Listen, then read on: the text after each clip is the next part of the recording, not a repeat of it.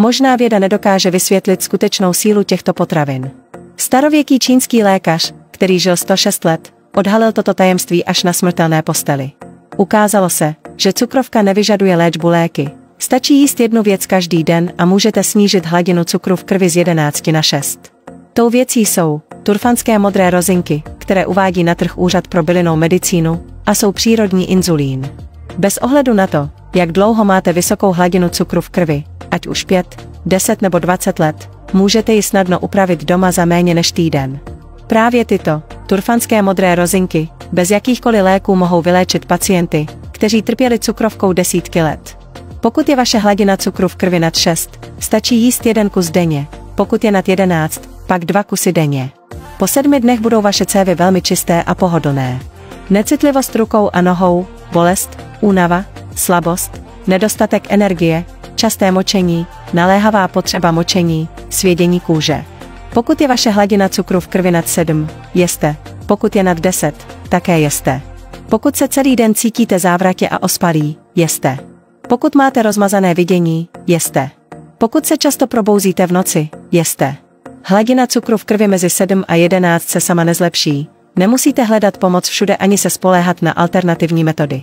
Nemusíte omezovat stravu nebo přestat pít alkohol, ani nemusíte trpět nebo utrácet velké částky.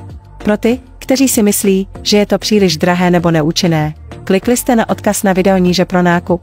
A pro ty, kteří tvrdí, že to nefunguje, koupili jste originální výrobek z naší továrny? Tyto sezónní, turfanské modré rozinky, nejsou jen obyčejným regulátorem hladiny cukru v krvi, ale také přírodním pojištěním pro vyvážení hladiny cukru a tuků v krvi.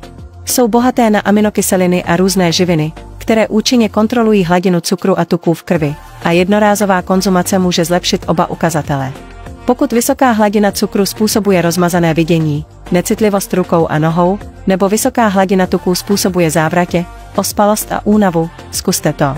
Odkaz na originál je pod videem, ať už chcete zlepšení nebo ne, záleží na vás, rychle klikněte na odkaz pod videem a kupte si tento malý fialový plod, který jste možná nikdy neviděli, je pokladem pro naše tělo. Observitaminu CJ 500 Kratvisai Nezuj Black.